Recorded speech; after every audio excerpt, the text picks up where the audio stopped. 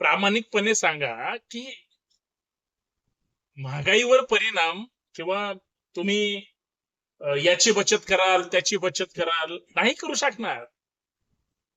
प्रधानमंत्री महोदयांनी सांगितलं की सोनं खरेदी करू नका. लोक विचार करतील. समजा 1 किलो सोनं घ्यायच्या ऐवजी पाव किलो घेऊ, पण सोनं घेणार. पण त्याला पैसे किती लागणार? लोकांना वाटलं प्रधानमंत्री म्हणतायत की परदेशात जाऊ नका. परदेशात नाही जायचं. पण समजा लांबचा देश नको, जवळचा देश. जवळच्या देशात कमीत कमी भारतात तरी फिरावं लागेल. लोक स्वतःच्या खर्चानं फिरणार आहेत. सरकारी पैशावर फिरणार नाहीत लोक. लोक ऐकणारच नाहीत.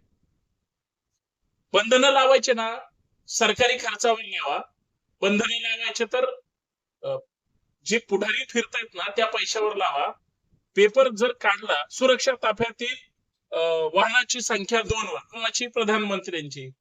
अहो तुम्ही या देशाचं वैभव आहे. वाईट विचाराची माणसं आसपास येऊ नये म्हणून सुरक्षा असते ना. जर प्रधानमंत्री किंवा मोठ्या मोठ्या नेत्यांच्या सुरक्षा कमी केल्या तर विनाकारण म्हणजे धोका निर्माण होतो. हे कशाला?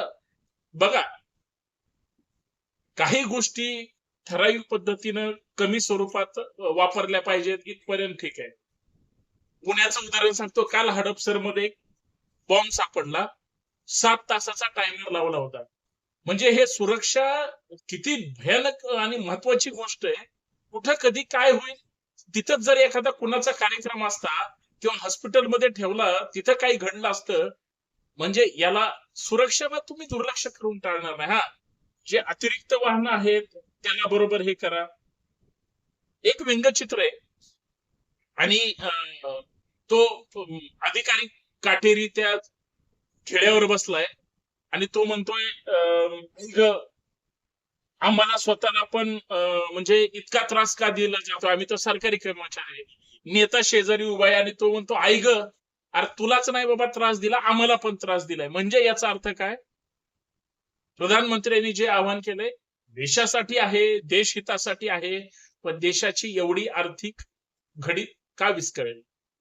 काल परवा एका अर्थतज्ञाचं मी बरंच लंबचौडं भाषण ऐकलं होतं. मला एक सांगा, आज रुपयाची अवस्था काय? रुपयाची अवस्था आज 97.5 पैसे अशी विक्रमी जर त्याची वाढ झाली असेल, रुपयाला काय किंमत आहे? देशाची अर्थव्यवस्था, देशाचे राज्यकर्ते चालवणारे, देश चालवणारे लोक जर व्यवस्थित त्या देशाकडे जर पाहणारच नसतील आणि स्वतःच्या सोयीनं जर अशा पद्धतीने होत असेल तर हे दुर्दैव आहे. बरं, हे प्रधानमंत्र्यांनी सांगितलं, मग सत्ताधाऱ्यांनी ऐकायचं, मग विरोधकांनी ऐकायचं का नाही? ज्या राज्यामध्ये म्हणजे केंद्र सरकारच्या पक्षाची सत्ता नाही दुसऱ्या राज्यामध्ये, तिथल्या लोकांनी फॉलो करायचं नाही. मला असं वाटतं काही मुद्दे हे वास्तवरित्या समजून घेणं गरजेचं आहे. तुम्ही घरात तेल वापरू नका म्हणता, तुम्ही चूल पेटवायला म्हणजे ती गॅस पेटवायला सुद्धा तुम्ही गॅस देऊ शकत नाही, सिलेंडर देऊ शकत नाही, कारण तोही महागलेला आहे. आज एकंदरीत पाहिलं तर पेट्रोल डिझेल जे इंधन आहे त्याच्या काही दिवसातच किमती ह्या भयानक पद्धतीनं होतील अशी शक्यता किंवा शंका नाकारता येणार नाही. मग एवढं सगळं जर जिवारी लागण्यासारख्या परिस्थिती असतील, काय बोलायचं? म्हणजे हे सुद्धा गोष्ट लक्षात घ्या ना. आणि हे जर अशी परिस्थिती असेल तर याला जबाबदार कोण आहे? याला कोण फेस करणार, उत्तर देणार? मला असं वाटतं देशाची अर्थव्यवस्था सुधारायची असेल तर चांगले अर्थतज्ञ सुद्धा गरजेचे. चांगले अर्थतज्ञ नसतील, तुम्ही शेतकऱ्यांवर आता बर्डन आणणार. कारण कवडी मोल त्याचं पीक बघा तुम्ही आता काय अवस्था होणार. महागाई याचीच वाढणार आहे जे तुमच्या पशी आल्यानंतर त्याची प्रक्रिया केली जाते. पण जे शेतात पिकतं त्याचे भाव कधी हे होतात का? आता माणसांनी ज्यांना नोकरी आहेत किंवा ज्यांना सगळं आयटी सेक्टर एकदम टकाटक आहे ते आयुष्यच भारी जगतील. ज्यांच्या हातावर पोट आहे त्यांनी काय करायचं? या सगळ्या गोष्टींचा जर गंभीरपणे विचार केला खूप विचार करण्यासारखं आहे. पण जे सध्या देशात चाललंय ते अत्यंत भयानक आहे, विदारक आहे आणि याला काहीच तोड नाही. देशाची अवस्था अधोगतीकडे आहे. पण ते इतर देशामध्ये जो वाद सुरू आहे, युद्ध सुरू आहे, त्याचे परिणाम भारतावर आहेत. असेच इतर देशांवर सुद्धा परिणाम झालेले आहेत. पण त्या देशाचे राज्यकर्ते जर सक्षम असतील तर ते त्रास होऊ देणार नाहीत.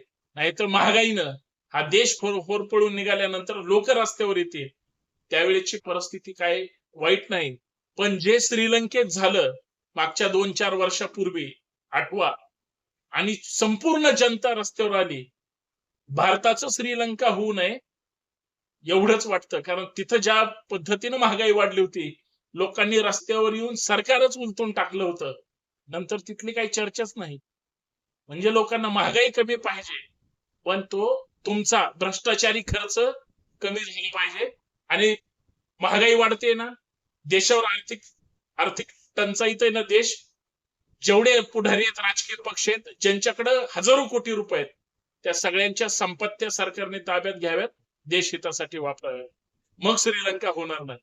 मग लोकांना चटके बसणार नाहीत. खरं आहे की खोटं आहे, नक्कीच याच्यावर विचार करा. जय शिवराय.